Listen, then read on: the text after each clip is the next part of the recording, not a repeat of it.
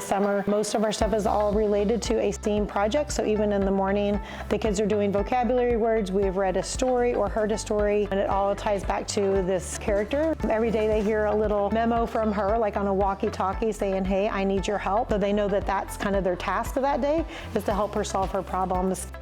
It's been really fun, I think, more engaging, that the kids are involved in the whole process of helping her, which is just a character that was made up, but there's a lot of buy-in, so they're doing a great job.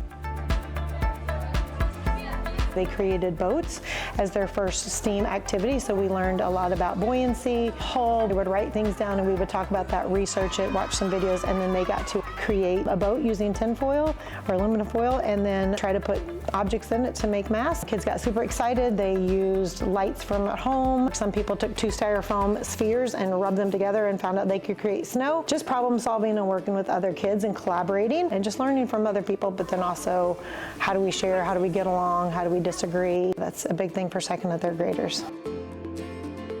So then we're creating gliders. This was about the 4 forces of flight. Had to kind of learn about the wings, what happens when they're trying to slow down, wind. We talked about different things like that. We went outside one time and through our gliders, and they could see that the wind was really effective of that force and of that motion, just how everything is aerodynamic. And then we did go back in history and look at Wilbur and Orville Wright and their first airplane that they tried. All of this hands-on learning is great for that.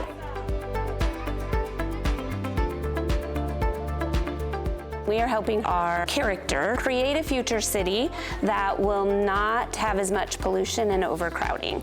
So each day we would get together as a group, read a book or watch a video on different cities throughout the United States and the world. They started off with having to do a sketch of it first, what kind of transportation the city has, some of the pollution problems, and how those pollution problems were solved. From that sketch, they kind of dove into each section of the city and how they were going to lay it out. They would have to come up with different kinds of transportation, not just a road, but also walking and biking, just having them work out their problems together and realizing that, oh, this didn't work, this is what we sketched, it didn't work, so what are we going to do to make it work?